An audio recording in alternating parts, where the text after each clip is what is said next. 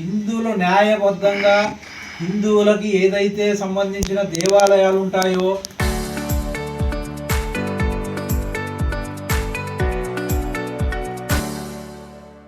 ఆ కోతుల బావికి సంబంధించిన శ్రీ ఆంజనేయ స్వామికి సంబంధించిన స్థలాలే కాదు, నియోజకవర్గంలో కానివ్వండి, జిల్లా లెవెల్లో కానివ్వండి, ఎక్కడ హిందువులకు సంబంధించిన స్థలాలు కానివ్వండి, హిందువులకు దేవాలయాలకు సంబంధించిన ప్రాపర్టీ కానివ్వండి, స్థలాలు కానివ్వండి, ఎక్కడ అన్యాక్రాంతం అయితే కూడా మేమందరూ మొత్తం జిల్లా వ్యాప్తంగా అన్ని సంఘాలు కలుపుకుని హిందువులంతా ఏకమై మేము దాన్ని ధర్నా కూర్చోబెట్టుకుని మేము ఇంచు కూడా మా హిందువులకు సంబంధించిన దేవాలయాలకు సంబంధించిన స్థలాలను వదిలే ప్రసక్తే లేదు.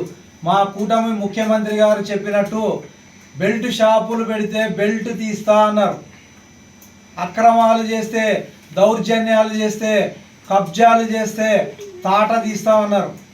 మేము కూడా మా హిందువుల స్థలాలు కానివ్వండి, మా హిందూ దేవాలయాల స్థలాలు కానివ్వండి, ప్రాపర్టీలు కానివ్వండి, ఎవరైనా చిచ్చు పెట్టాలని, దౌర్జన్యంగా ఎవరైనా అందులో అడుగు పెట్టాలి, అన్యాక్రాంతం చేయాలని చూస్తే మేము కూడా మా ముఖ్యమంత్రి గారు కూటమి ముఖ్యమంత్రి గారు చెప్పినట్టు మేము కూడా తాట తీస్తాం.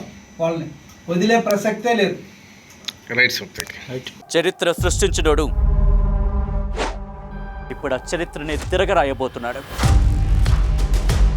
అబద్ధాల గోడల్ని బద్దలు కొట్టి నిజాలను రాగా మీ ముందుంచబోతున్నాడు.